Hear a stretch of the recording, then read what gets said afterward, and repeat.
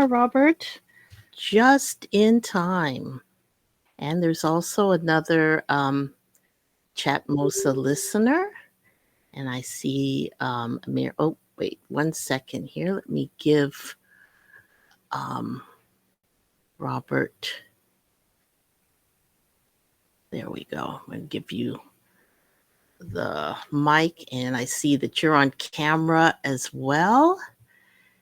And oh, Marianne, thank you for joining. I'm going to give you the mic if you like.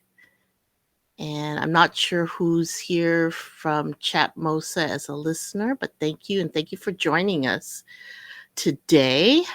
Robert, can we do a mic check for you?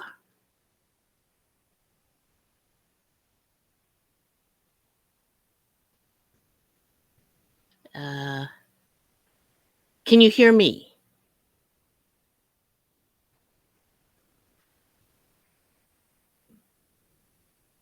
All right, let's see. Okay, how about now? I can hear you now, definitely. Okay. All right. And And get everything all situated here. Okay, yes. Sometimes there's technical difficulties. Also, I see your cam went away, but that's okay. Oh, let me hold on. I wonder why I did that. Oh wait, There I you am. go. All right. All right. We're all here. Thank you, everyone who's here. Marianne is here too. She's my cousin or our cousin. Yeah. Anyhow, thank you so much for joining. And another listener on X, and also Camille is here. Anyway, I want to get it all started. I want to introduce you. Well, I am Nish, and I do regular chats, podcasts here on Chatmosa. Today is the first time I've scheduled a live interview. And so this is with Robert Lane, who is on cam right now. I'm going to try to turn off my sound on my other phone real quick. Anyhow, Robert Lane um, was invited here because he has a very interesting and useful business of coaching people who have written books, nonfiction books in particular, to create their own audio recording so that they can upload their book in the audio format, which is so popular now, and start to generate readers, listeners, and revenue from that. But prior to him becoming a coach and author himself, Robert has had a very long history and career as a creative. You've made your living in entertainment. You began as a musician in your teens, and Yeah. I want you to talk about that for a minute. If you go up to the top area of the page, if you could see that, there's numbers 1 and 2, and I put up a picture. If you hit number 2, you see Robert on stage singing. So Robert, can you tell me a bit, or tell us a little bit, about your music career? Sure. Actually, I'm going to dive into Chatmosa and Cool. see if I can get into the nest here and maybe post some stuff for you. Oh, that would be great. I would love that. Oh yeah, I was trying to find. I'll have If to you look because go to the bottom bar and it says yeah, post the yeah, nest, okay, and then you have different selections. yeah. I was looking for a photo. I thought I created a folder that I put a bunch of photos in, but there was one that I wanted to show you. I wonder. Oh, I know where it is, and it's an old photo because, as you mentioned, I started playing guitar. Oh, geez, it must have been in 8th grade. I think 15? Was Wow. I 14? 14 years old, Mhm. I think, is when I started to play guitar. So it's been quite a while. And, I wanted to share, like, one of these old pictures that, that I have, oh, All right, let's while see. you're looking for that, tell us, like, when you were playing music, like in high school, you were in bands or you were in a band, right? Um, yeah, actually, when I started when I started, writing music, and of course, when we all start, we're not very good. We gotta develop our craft. Right, And it exactly, we all do, mhm. right, and it's a process. Oh, here we go. This is what I wanted to share. Okay. All right. It's uploading now. Let's see if this will post, and, I think you'll find this quite interesting. So here you go. As it's All right, loading let's in. for 3. Oh my god, is that you?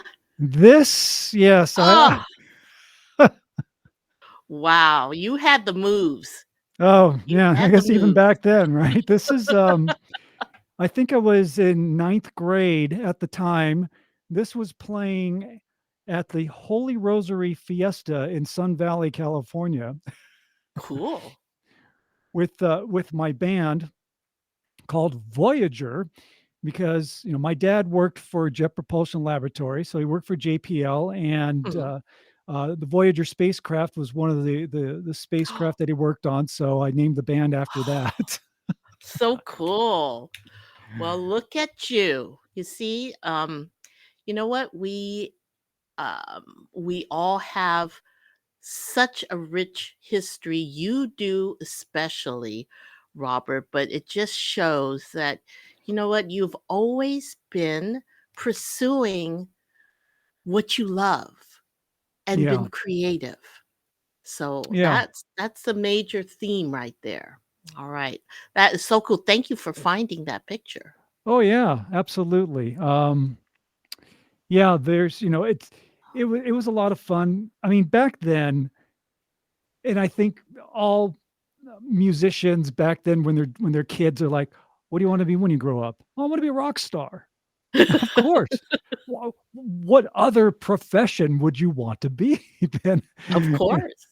So, but as we know, I mean, the arts are very challenging, Mhm. and it takes a lot of dedication and work. And it's funny that when I look back on my music career, I have a whole different viewpoint, and that comes with just experience, and it Yeah. comes with maturity.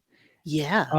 And I'm going to post another photo. This is actually uh, when I released an album, and I did a gig at California State, or CSUN at Cal State Northridge.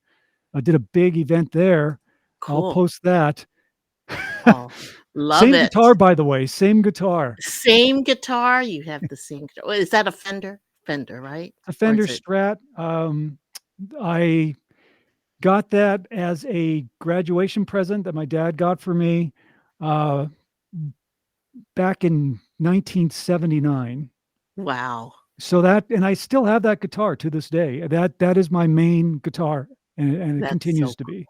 Well, a Fender Strat is a fine guitar, so you're Yeah. not giving that up Oh no, anytime no, soon. it's my firstborn. I Mhm, that's right. That's one of Now my children. I have of quite a few course. children, but that's definitely the one. Well, this date, 11/11, is very, well, it brings back memories to you, doesn't it, Robert? Because uh, a while back, like when I posted that other picture, was from your CD release party for your CD of that title, 11/11. Am I right? Yeah, that's correct. That was my second album. 1111. The photo here on the screen now, that was when I released my first album, Resurrection of Black. Mm, And so yeah, so that came out in November of 2015, and then um, 1111. I think that was 2018 when we did the release party. So that was 3 years later. And I am now working on my third album. The third Lane's Lair album is in the works. Um, and that album is called ER. And I have the cover for the album done already. cool. It's a bit intense. So this is album number 3. Whoa. All right. Well, you know what?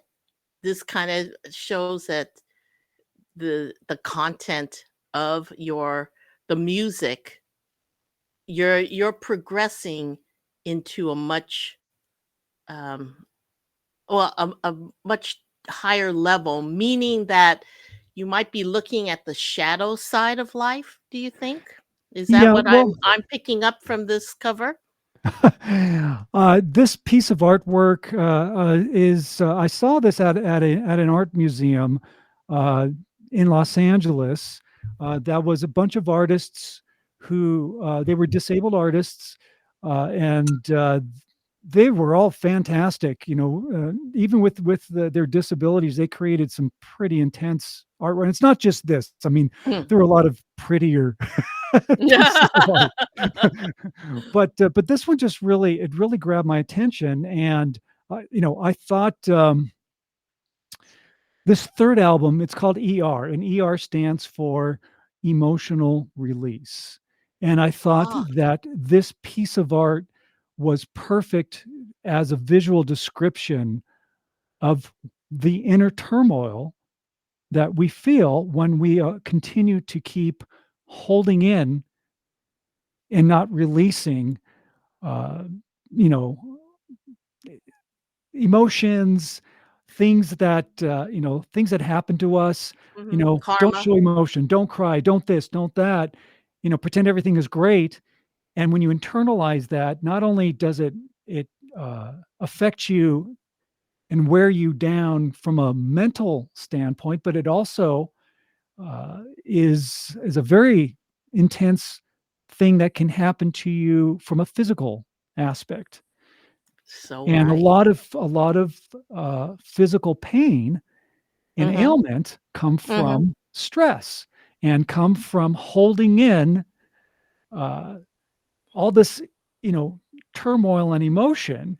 You got to mhm. get it out. That's So the concept for ER again is ER, which is emergency, really, is right. emotional release, Uh-huh. and that's what the album is about. So I currently have 11 songs.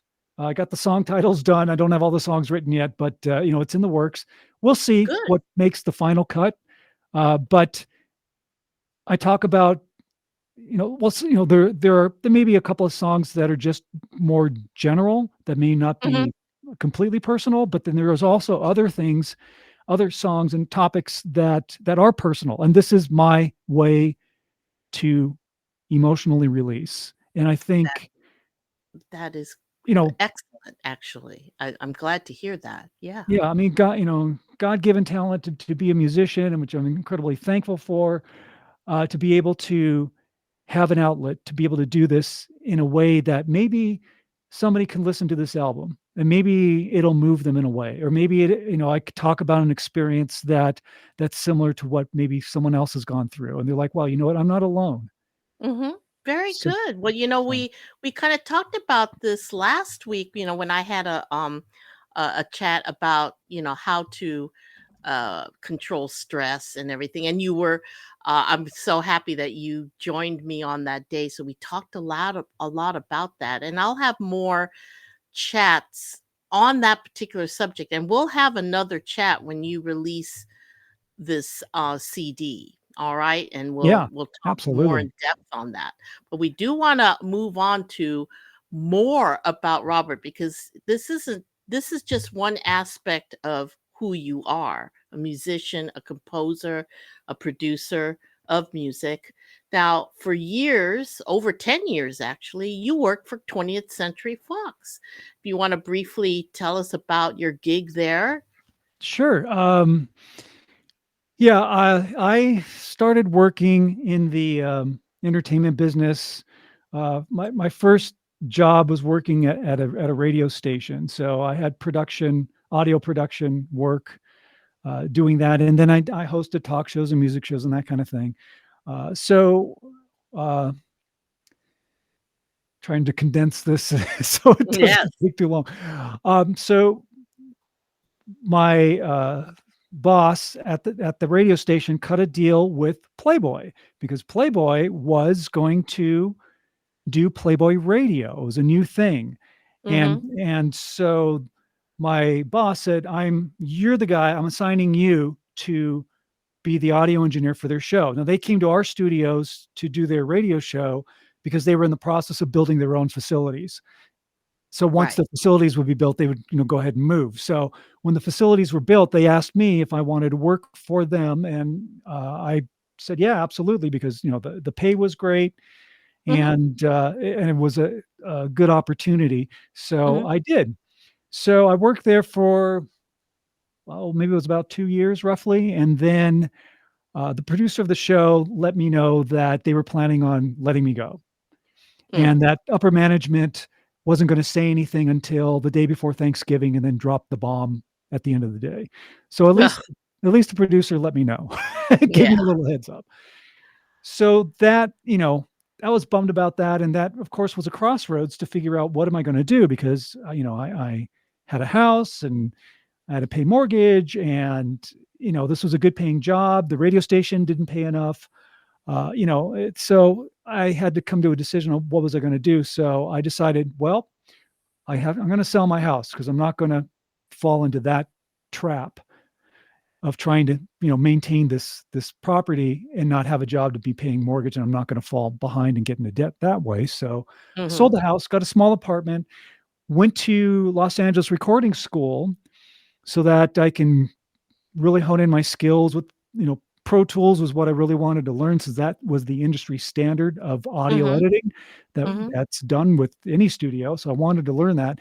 And one of the courses there was about audio post production for film, because mainly they focused on music, but Mhm. the Yes. film aspect of it intrigued me, and I was like, that's what I want to do. So they had job postings, and I ended up getting an internship. It was a paid internship, but it was like $10 an hour, which wasn't much. And it was a job to be a runner. And for people who don't know what a runner is, basically it's the person who does all the menial tasks at the studio. Mm. Wash dishes, clean windows, vacuum, get coffee and snacks for clients, fix breakfast, lunch, and dinner. All those things. And so after having a career of being, audio engineer and affiliate sales, marketing, national director, this and that and the other, you just have to suck up your pride, suck up your ego, and understand that you have to start from scratch and build yourself up. And that was the position that I was in at that time.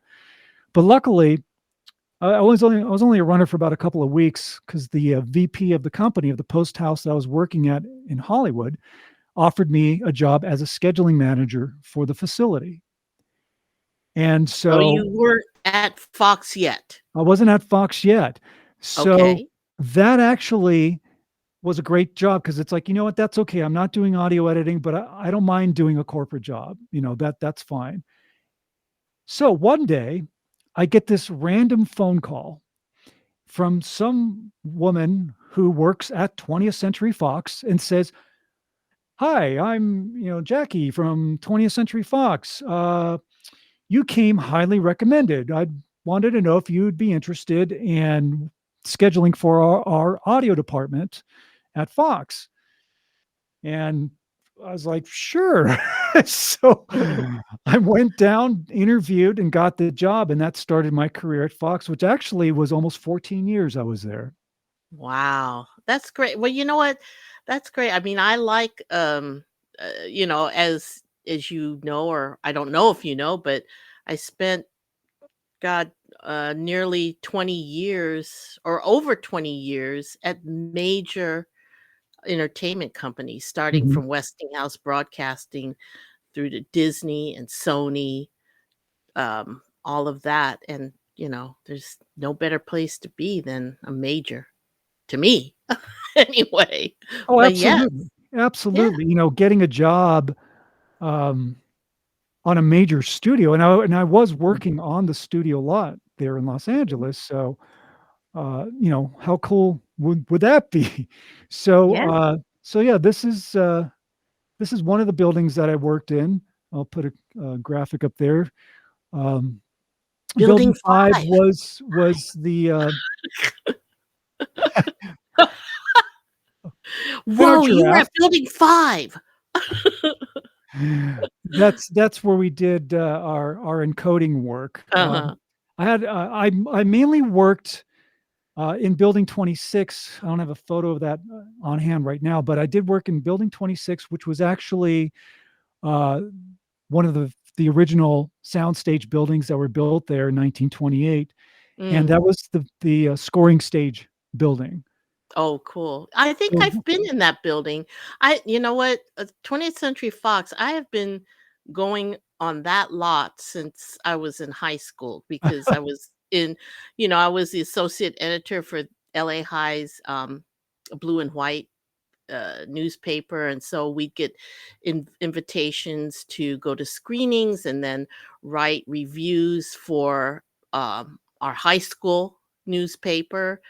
My friend Danielle worked there for a very long time. We meet for lunch all the time. But, I've gone to many events and I'm pretty sure I have been in the scoring yeah, studio. it's a So, fantastic yeah. building. Um, obviously the Alfred Newman scoring stage is other studios come to record there Yeah. because it sounds so good. Oh, it does. It Um, really does. and then I had a chance to, meet some celebrities. Mhm. Luckily, like being able to dance with, Oh my Lisa god, look Simpson at at a you. Simpsons party. That's true, and then I had a picture taken with the bust of, Homer Simpson, but Right. there's isn't there a whole building for The Simpsons? Because it's like that's the longest running series they have, you Yeah, know? there's a Gracie Films building, and then there's another building, that, The Simpsons worked out of.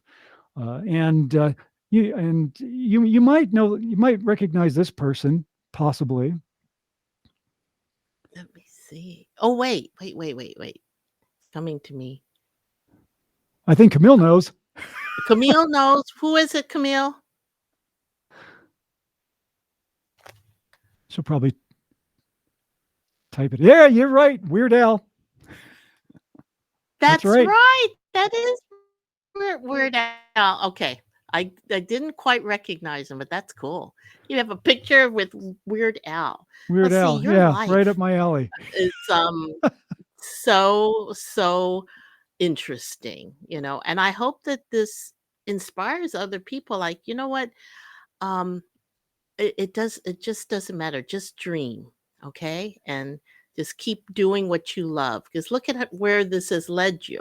Right, Alright, right. so, Oh, you know what, you Nish, had a great job at 20th Century Fox, but you left that job, or they laid you off, I'm not sure what happened, right, but then I yeah, think after that, you wrote your book. correct. One thing I do wanna say, Nish, that you brought Oh, up about following your dreams, here's the thing, doors open for you.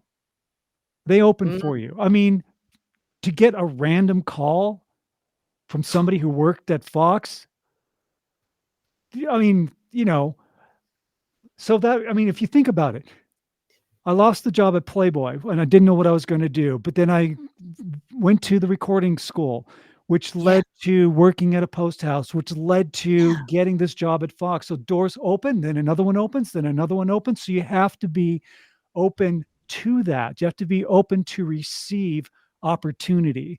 So Oh my don't get god, yes. discouraged because opportunities do happen. Thank you for saying that. You know what? That's actually um that's my whole theme for every talk that I want to do, is that because that has happened to me too. Like I got my job at Disney from a random call. I was going to be laid off from um Western International in a week. Like I was told, okay, I'm sorry, Nish, but we're gonna have to let you go in a week. 2 hours later, I'm getting a call from Disney Mhm. and they want to interview me. And I started working for Disney.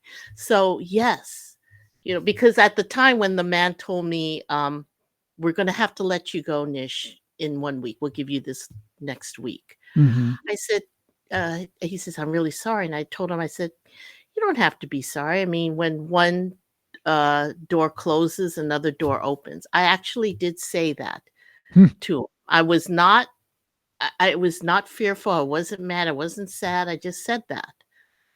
And then 2 hours later, I got that call. So you're absolutely right, Robert. And I want everyone to hear, like, well, this is being recorded, but I want everyone to know that. Just what you said. Stay open, Yeah, open to receive. absolutely. So, of course, another turning point in my career was when the Disney Fox deal went down. Disney bought Fox, and of course, that affected my department. I was, project, a feature project manager at the time, and features and television. Boy, that was part of the Fox deal. So, Yep. I was on the first round of firings when when it came around, Yeah. and which is fine because I was able to. Part of the deal was Disney had to provide a decent severance package for anybody that they were not going to keep. Oh, yeah. So that gave me basically a year to figure out what I wanted to do with my life afterwards. And Hmm. I knew that number one, I didn't want to work in the corporate world anymore. I spent 30 plus years in the entertainment business. I'm happy. I'm glad I did what I did. It's time to make a change. So I thought about what I wanted to do and wanted to do something that I felt was more um, fulfilling and that can be Hmm. helpful to people. So that's when I started Robert Lane Coaching. And I decided that that was what I was going to do. I mean, I remember the day when I made that decision. This is what I'm going to do, and I'm going to, you know, work as hard as I possibly can to make this happen. And Mm. and as you know, Nish, being an entrepreneur is not an easy job. No, It is tough, and certainly every is. day you go through highs and lows of what makes the things that make an entrepreneur to be an entrepreneur. I mean, you're going to have good days, you're going to have bad days, you're going to have days where you want to throw in the towel. There's going to be days Mm. when things are fantastic. So but that's just part of what that is. And if you have the tenacity and you have the resilience to be able to do that, you'll be fine. Just don't give up, because Oh, the day you decide to quit is the day that you fail. you're right. You're absolutely right. Being an entrepreneur means sometimes you're working 7 days a week because this is you, right? Yeah, You never take a break for your own life.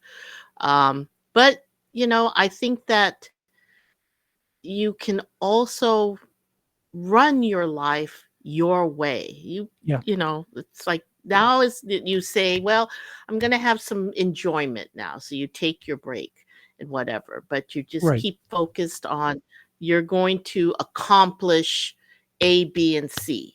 correct. Now, I threw up an A right now when you wrote your book, Lights, Action, You. That was after you left Fox, right? When you That is wrote this correct. book. Right. So at this time, my focus was doing career coaching and life coaching. And, people have asked me, oh, you worked all these years in the entertainment business. You must have some really great stories. And it's like, well, Mm, I guess I have a few. So I decided for this book to not just tell memoir, like a memoir of me working in the business, or mhm. just do a self help book of career coaching and life coaching, and let's marry the two together. So with each story that Ah, I tell in Lights Action You, there's a lesson, there's a tool, there's a technique, there's something that I share that can help you better your life. So you'll get an entertaining story, but with that is something that you can take with you that's valuable, that can help you not only in your career but just in life in general. So that was the purpose of the book. and it's a great book, and it's very interesting, a good read, so I do recommend it. Thank you. And Yeah, it so it it hit number one bestseller on Amazon, so I was excited when there that you happened. go. There you go, Yeah. so yeah, so there's an and you self-published, correct?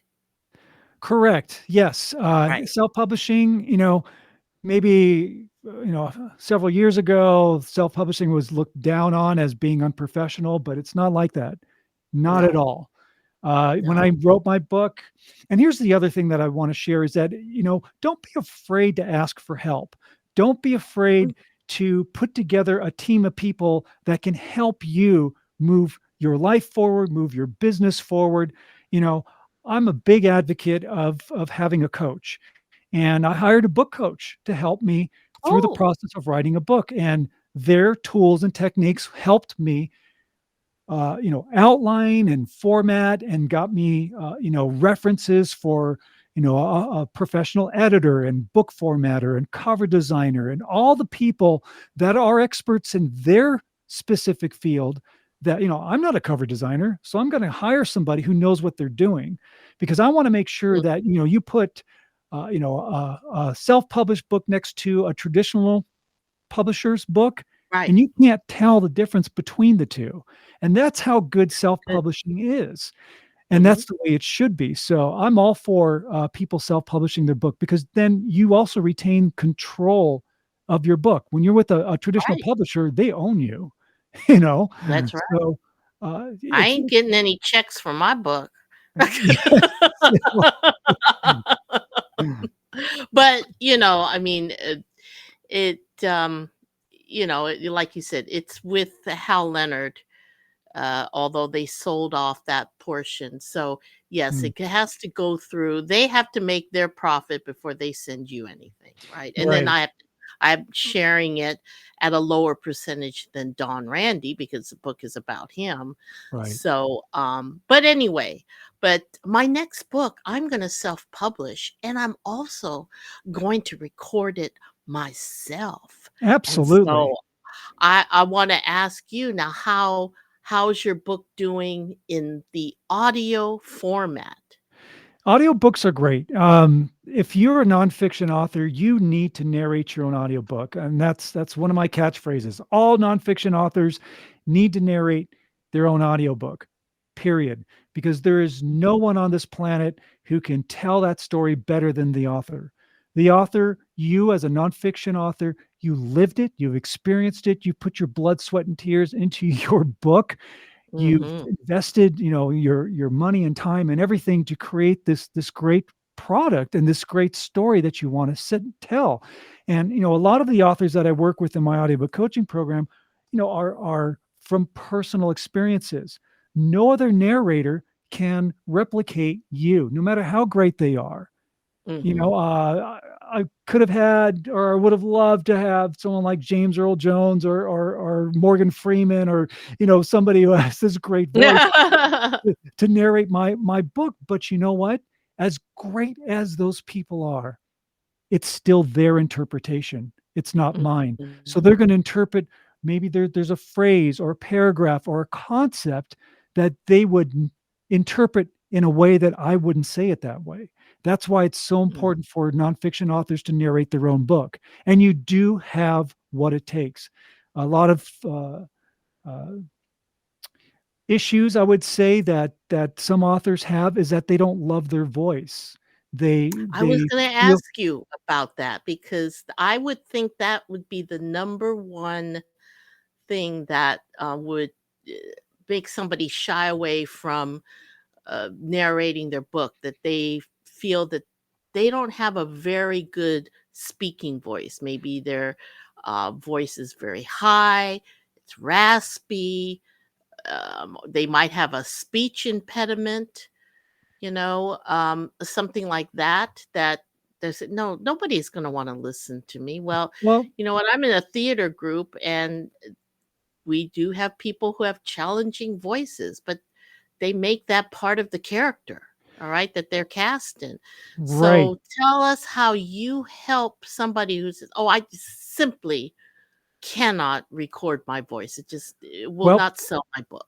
first of all, you gotta you gotta dump that false belief because that's what it is. And you need to understand as an author, if you are a published author, whether you like it or not, you are an entrepreneur. So you need to embrace your entrepreneurship because you have published a book, which, as far as I'm concerned, is you're a professional. Whether you write for a living or maybe you wrote your book during nights and weekends, you published a book. That is a huge accomplishment. So, as far as I'm concerned, you are a professional, you are an entrepreneur. Again, one of my other catchphrases is you are the CEO of you. You are the Oh, boss of that's you. The decisions that you good. make, Yes. the buck stops Yeah. right here. So make Mhm. some Yeah. great decisions. Now, when it comes to your voice, I mean, we all think this, my voice is horrible. I don't like the way I sound.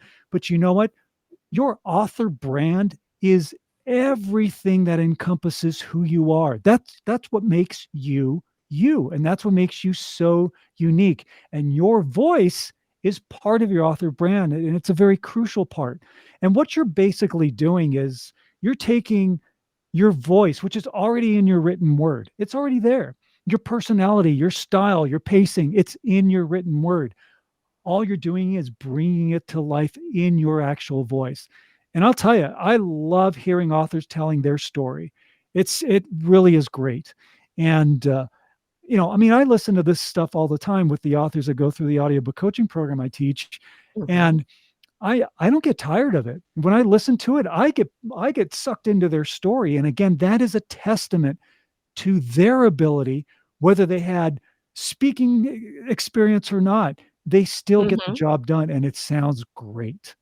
So, Oh, well, that's wonderful to hear. I wish one of your clients had time to come today so they could tell the story, but perhaps we'll have another opportunity for that, because I'd love to hear their story and how they, um, overcame, through you, with your help, overcame their anxiety and reticence to actually read their own book.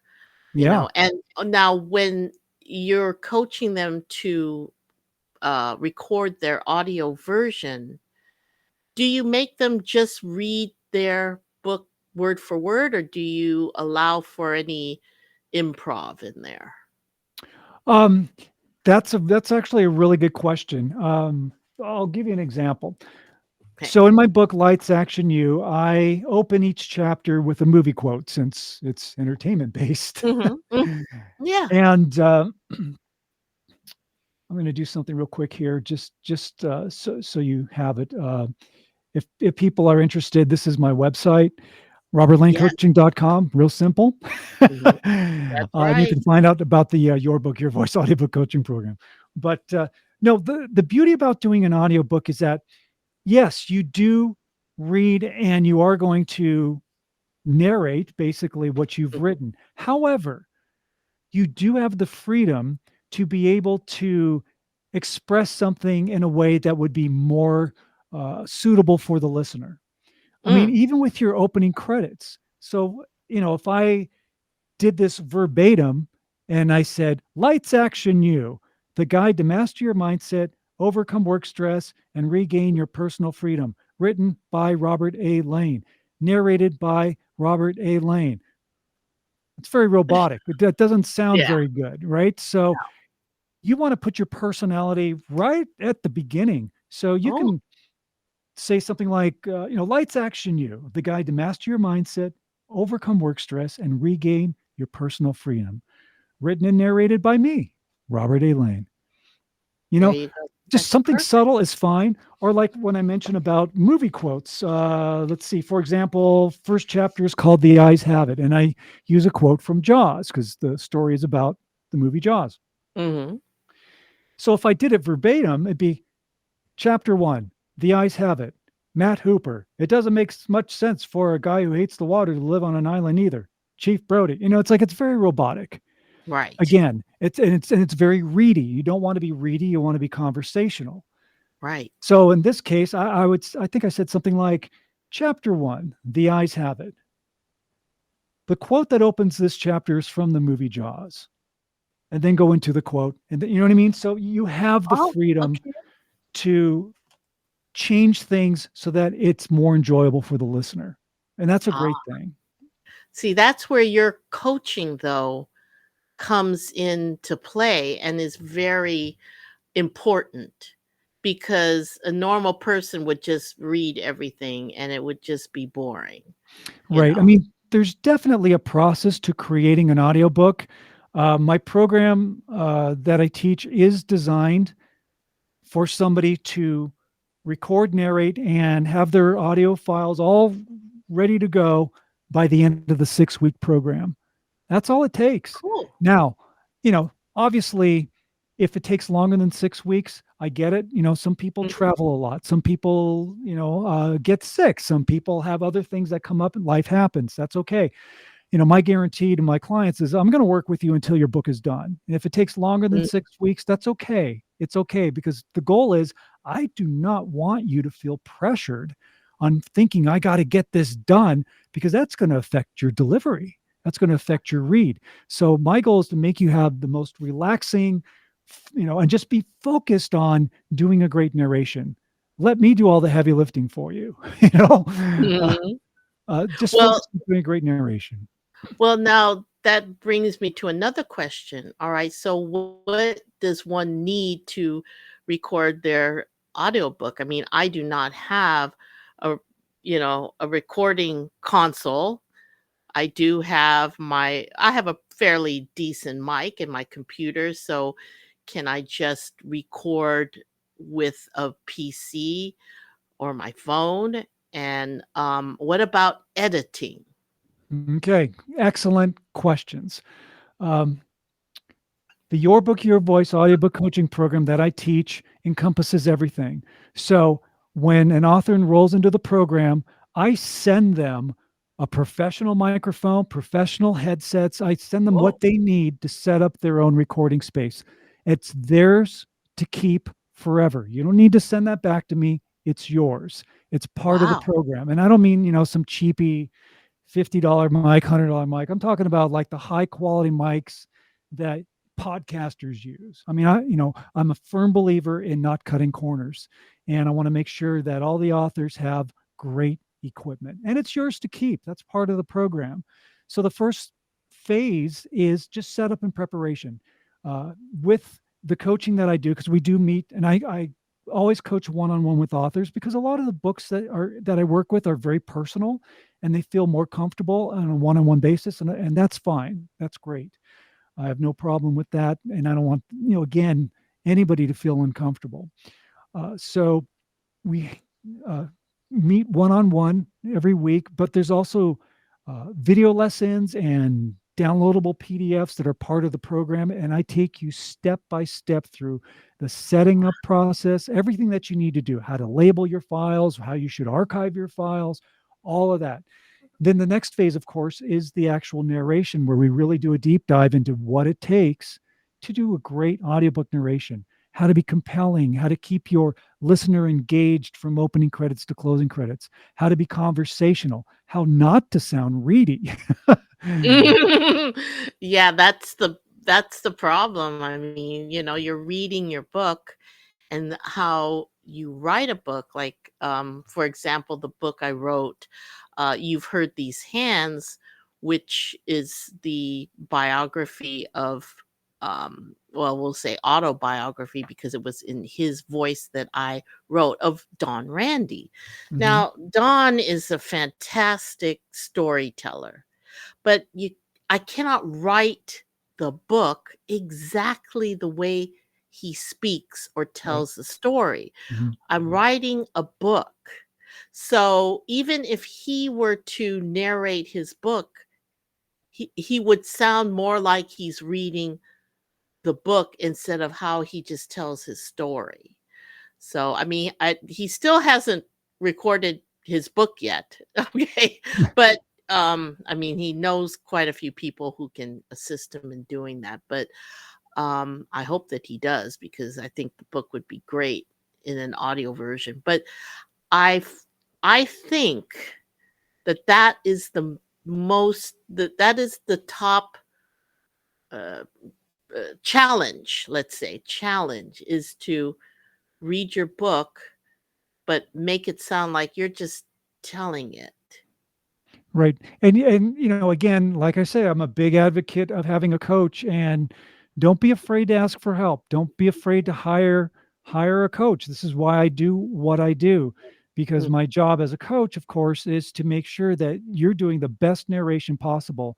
And all the tools and techniques that I teach the authors who go through the program are things that it's also going to help them just in general. It's going to make them confident, because we do talk about mindset. That's one of the first lessons, actually, is a mindset lesson about confidence, about loving your voice, about being in the right frame of mind, about being grounded and then being in the present moment. All these things are really, really important. It's not just grabbing your phone and hitting record and then just go. That's the mhm, wrong way to do it. This is why having a coach is so important and so crucial, even with people who have speaking engagement experience. I had an author who, she's like, oh, I do speaking engagements, this piece of cake. And then when she started to do her audiobook, she's like, wow, this is not the same. And I'm like, yeah, it's a whole different mindset. It's not doing a speaking engagement, it's a whole different thing. So you have to learn not only the practical aspects, like mic placement and posture and making sure you're hydrated and all those things, but it's the mhm, intangibles. It's the things that you can't physically touch, but you can emotionally feel. So your emotion, your energy, and how to be yeah, consistent with your emotion and energy. And that's what brings an audiobook to life, because now you're telling your story and you're allowing your emotion and energy to come through. And that's your uniqueness. And that's what makes you so unique. And that's why, again, authors, nonfiction authors, need to narrate their own audiobook, because it's their uniqueness that makes them stand out. Even if if you're I don't know, weight loss coach, and you've written a book and you want to narrate your audiobook, about your weight loss program, there's a ton of weight loss coaches out there. But why do they sign with you? It's because people resonate with who you are. And that's mm, your author brand, who you are. So being your authentic self is crucial. That's the key. When you are being your authentic self, then you stand out in the crowd, because nobody's like you. You are unique. mhm. That's true. I am.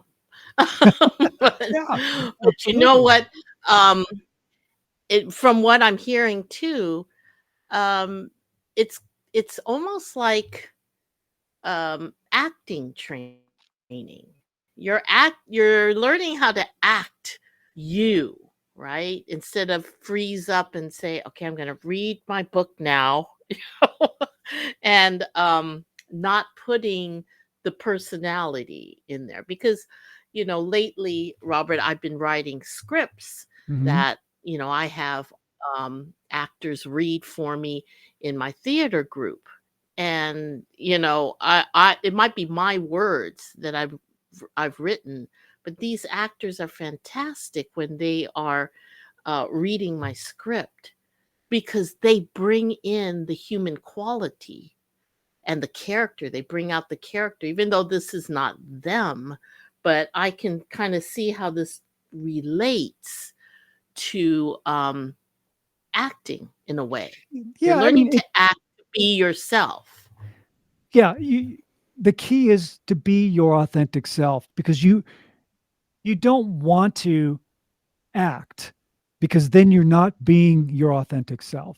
Like if you think, oh, I got to sound like DJ radio voice and try to, or what I mean, Right. or even if you're talking about something exciting, or sad or emotional, again, you can't force that. And it's just like, again, well, like that's a good comparison as an analogy about bad actors. Bad actors overemphasize Oh, yeah. emotion. I am so happy. Oh, I'm so sad. It's like it's overacting, and you don't want to do that. And what I No. teach are ways to be your authentic self. You have to be conversational. You have to, you pretend like you're sitting with your best friend at a coffee house and you're telling your story. That's the type of energy that you want, because again, if you're not being your authentic self, you're not going to stand out, because then you're not being you. And your author brand is everything that encompasses who you are. So you got to be true to your author brand. That's your brand. And your products, of course, are your ebook, paperback, hardcover, and of course audiobook. And you want to make sure that it is an exact and uh, representation, and that you are preserving the integrity of your author brand when you're doing your narration. Mm. All right. Well, that makes complete sense. Now, I want to throw it out there to any of our listeners. Do you have any questions that you would like Robert to answer for you right now? Um, you can write your question in the chat, in the session chat, or you can simply raise your hand and I'll give you the mic if you do have a mic available to talk. We'd love to hear you. So let us know, because this is a great opportunity to ask Robert some questions. I mean, I think he's really given us a lot of very good advice. He's kind of given me at least an insight to um, this whole realm of audiobook uh, production, let's say. Yeah. So, I mean, it's not just like, okay, I'm just gonna take my iPhone out and just start recording, right? Oh, Yeah. let's see here. Camille has a question. What time of the day do audiobook authors tend to do best? That's a great question, and it's also very subjective. There are some people who feel great first thing in the morning.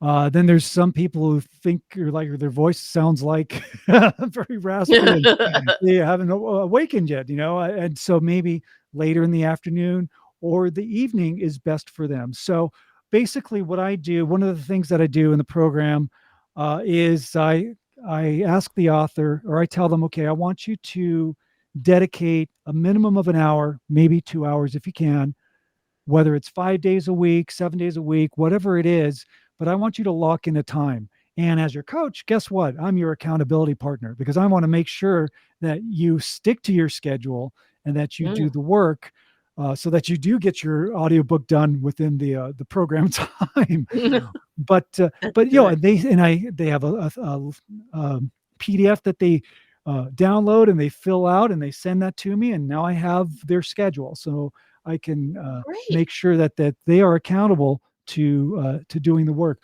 But yeah, it does depend on the time of day.